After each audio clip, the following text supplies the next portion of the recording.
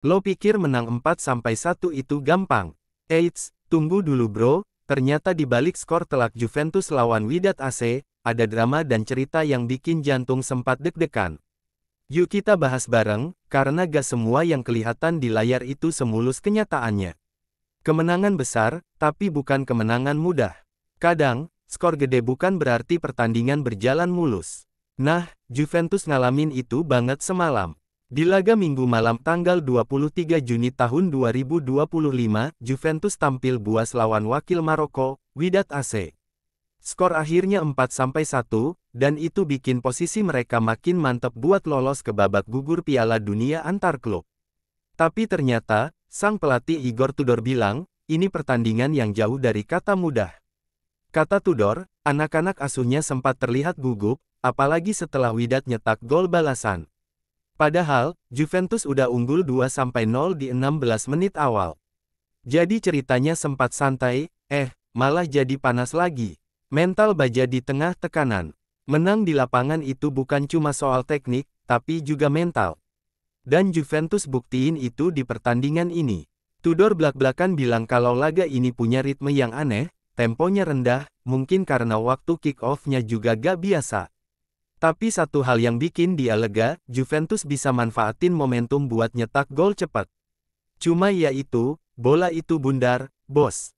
Sekali lawan nyetak balasan, langsung kerasa tuh tekanan baliknya. Untungnya, para pemain tetap fokus dan waspada sampai akhir. Karena menurut Tudor, di sepak bola, lo gak boleh lengah, sedetik aja bisa berabe.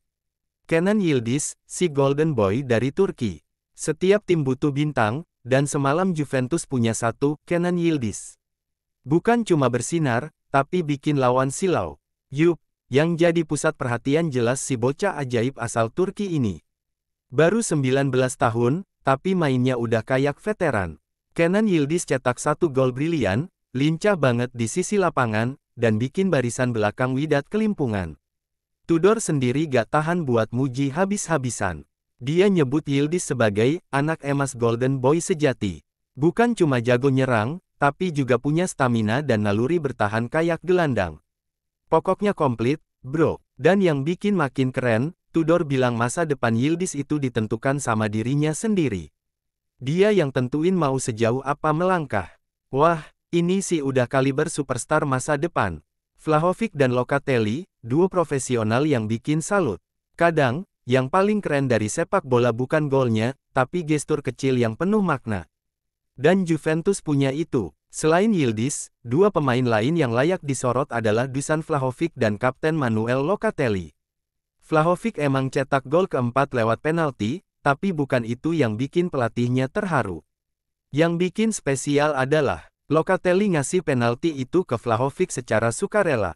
Wah, ini baru namanya kapten sejati. Gak egois, ngerti suasana tim, dan pengen temennya juga ngerasain momen positif. Salut, Tudor bilang itu adalah gestur kapten yang sesungguhnya. Vlahovic pun masuk ke lapangan dengan mentalitas keren, main untuk tim, bukan nyari panggung. Ini bukti bahwa Juventus punya chemistry yang solid, gak cuma individual jagoan doang. Juventus siap menggila di dunia.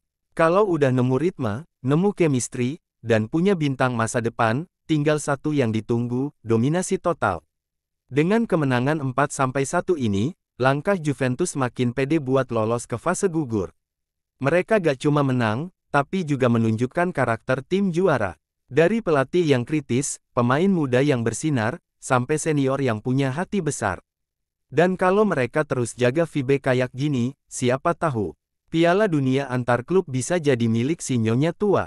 Ingat ya bro, di balik skor besar selalu ada cerita kecil yang kadang lebih berkesan. Dan Juventus semalam kasih kita pelajaran, jadi tim juara itu bukan soal menang doang, tapi juga soal attitude dan solidaritas.